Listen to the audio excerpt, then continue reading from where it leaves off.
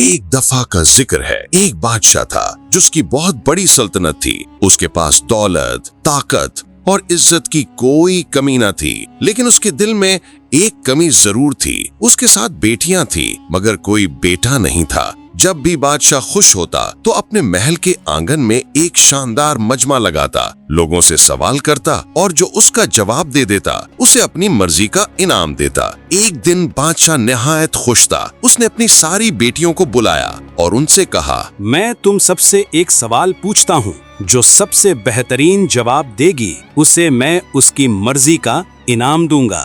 ساری بیٹیاں ایک قطار میں کھڑی ہو گئیں۔ بادشاہ نے سوال پوچھا، بتاؤ تم کس کا دیا کھاتی ہو اور کس کا دیا پہنتی ہو؟ سب سے بڑی بیٹی آگے بڑھی اور آداب کرتے ہوئے بولی، ابا حضور، ہم آپ کا دیا کھاتے ہیں اور آپ کا دیا پہنتے ہیں، آپ ہی کی وجہ سے ہماری یہ شان و شوکت ہے۔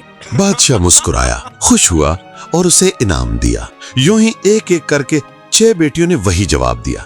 بادشاہ ہر ایک کو خوشی سے انعام دیتا گیا۔ پھر سب سے چھوٹی بیٹی کی باری آئی۔ وہ معصوم سی تھی لیکن اس کے چہرے پر یقین اور سکون تھا۔ بادشاہ نے اس سے پوچھا، بتاؤ میری سب سے چھوٹی اور پیاری بیٹی، تم کس کا دیا کھاتی ہو اور کس کا دیا پہنتی ہو؟ ابا حضور، میں اللہ کا دیا کھاتی ہوں اور اپنی قسمت کا پہنتی ہوں، یہ میرا نصیب ہے۔ اپنی بیٹی کی یہ بات سن کر بادشاہ کا چہرہ پل بھر میں بدل گیا۔ اس کا فخر غصے میں تبدیل ہو گیا۔ وہ غصے سے بولا، بدتمیز، تو نے میری توہین کی ہے۔ تجھے میری ساری نعمت ملتی ہے اور کہہ رہی ہے اللہ کا دیا کھاتی ہے۔ میں تجھے اس کی سزا دوں گا۔ شہزادی نے سر جھکا لیا مگر اس کے چہرے پر ڈر نہیں تھا۔ جو حکم حضور کا، لیکن میں سچ کہتی ہوں، رزق دینے والا صرف اللہ ہے۔ بادشاہ نے سپاہیوں کو حکم دیا کہ اسے جنگل میں چھوڑ آؤ اور کہا، میں بھی دیکھتا ہوں تو جنگل میں کیسے کھاتی ہے پیتی ہے، 2 دن نہیں زندہ رہ پائے گی۔ اس کی بیٹی اپنے باپ کا یہ حکم سنانے کے باوجود مطمئن تھی۔ اس کا ایمان بہت مضبوط تھا، اللہ پہ پورا بھروسہ تھا۔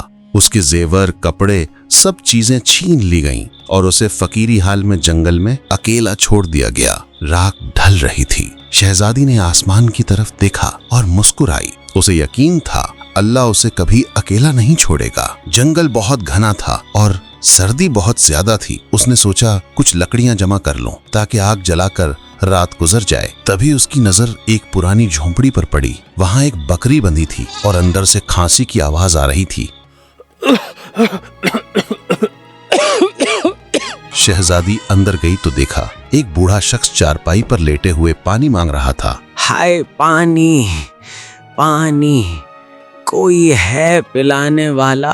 اس نے ترنت ایک گلاس میں پانی بھر کے دیا۔ اس بزرگ نے فوراً پانی پیا اور سکون کا سانس لیتے ہوئے حیرانگی سے شہزادی سے کہا، بیٹی، اللہ تجھے خوش رکھے۔ تم کون ہو اور اتنے جنگل میں کیا کر رہی ہو؟ بابا جی، میں ایک بادشاہ کی بیٹی تھی لیکن اب اللہ کی بندی ہوں۔ مجھے میرے ابا نے یہاں جنگل میں سزا دی ہے اور اکیلا چھوڑ دیا ہے۔ بزرگ نے اسے تسلی دی اور بولا، بیٹی تم یہاں رہ جاؤ، میں صبح شہر جاتا ہوں کام کے لیے، شام تک واپس آ جاتا ہوں۔ جھونپڑی میں کھانے کا سامان ہے اور ندی پاس ہی ہے۔ صبح بزرگ چلے گئے۔ شہزادی نے جھونپڑی صاف کی، بکری کا دودھ نکالا، آدھا خود کے لیے رکھا اور آدھا باہر رکھ دیا کہ اگر کوئی جانور بھوکا ہو تو پی لے۔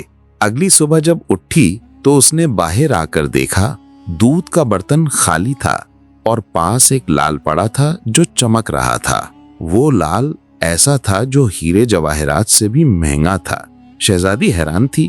پھر اسے یاد آیا کہ بچپن میں اس نے اپنی ماں سے سنا تھا کہ جب کوئی نایاب سانپ خوش ہوتا ہے تو وہ ایسے لال اگلتا ہے۔ اس نے وہ لال سنبھال کر رکھ لیا اور اگلی رات پھر دودھ باہر رکھا، پھر لال ملا۔ ایسے ہی 7 دن گزرے اور 7 لال جمع ہو گئے۔ ایک دن بزرگ لوٹ کر آئے۔ شہزادی نے انہیں لال دکھائے اور کہا، بابا جی، یہ ان میں سے 3 لال بیچ دیجئے اور شہر سے مزدور لے آئیے، میں یہاں ایک محل بنوانا چاہتی ہوں۔ بزرگ نے ایسا ہی کیا۔ کچھ ہی مہینوں میں جہاں پہلے جنگل تھا وہاں ایک شاندار محل کھڑا ہو گیا، جیسے کہیں سے نور اتر آیا ہو۔ دیواریں سفید سنگ مرمر کی، دروازے سنہری نقشوں سے سجائے گئے اور محل کے گرد پیڑوں پہ پرندوں نے اپنے گھر بنا لیے۔ हवाओं में खुशबू थी और जमीन पे सुकून। महल के अंदर नौकर थे, खाना था और नेमत हर तरफ थी। पर सबसे खास बात ये थी कि शहजादी ने अपने लिए नहीं, लोगों के लिए सोचना शुरू कर दिया था। उसने गरीबों के लिए लकड़ी की फैक्ट्री बनवाई ताकि जंगल के लोगों को रोजी मिल सके, उनके घरों में चूल्हे जल सकें। हर दिन वो अपने महल की छत से नीचे देखती और देखती कि कैसे लोग नए घर बना रहे हैं, कैसे बच्चे खेलते हुए हंसी से हवा भर रहे हैं। जंगल जो पहले अंधेरों का घर था, अब एक रोशन बस्ती बन गया था। यार ये देखो तो, कितनी अच्छी शहजादी है हमारी, कितना ख्याल रखती है हमारा। हमारी शहजादी ने तो इस जंगल को शहर ही बना दिया है। हमारी शहजादी जिंदाबाद। शहजादी के रहमो करम की खबर दूर दूर तक फैल गई। ये खबर बादशाह तक भी पहुंची। बादशाह ने अपने सिपाहियों को हुक्म देते हुए कहा, जाओ उस शहजादी को मेरा पैगाम दो, मैं देखना चाहता हूँ कौन से मुल्क की शहजादी है। छोटी शहजादी को जब उस बादशाह का पैगाम मिला तो वो समझ गई। उसने सिपाहियों से कहा, बादशाह सलामत एक ही शर्त पर हमसे मिल सकते हैं कि वो अपनी तमाम बेटियों को अपना साथ लेकर आएं। अगली सुबह बादशाह अपनी बेटियों के साथ शहजादी के महल के लिए निकला। बादशाह महल पहुंचा। उसके सामने जमीन पर बिछा हुआ कालीन, आलीशान मेज और रंग बिरंगे खाने रखे थे। शहजादी ने उनसे चेहरे पर पर्दा करके मुलाकात की। बादशाह बोला, ऐ शहजादी, तुम मेरी बेटी की जगह पर हो। मैं तुम्हारी शर्त पर अपनी बेटियों को साथ लेकर आया हूँ, फिर हमसे ये पर्दा किस लिए? ये सुनकर शहजादी बोली, ठीक है, मैं तैयार होकर आती हूँ। शहजादी की ये बात सुनकर बादशाह की बड़ी बेटी बोली, इतनी तो तैयार थी, देखो अब और कितना तैयार होकर आएगी।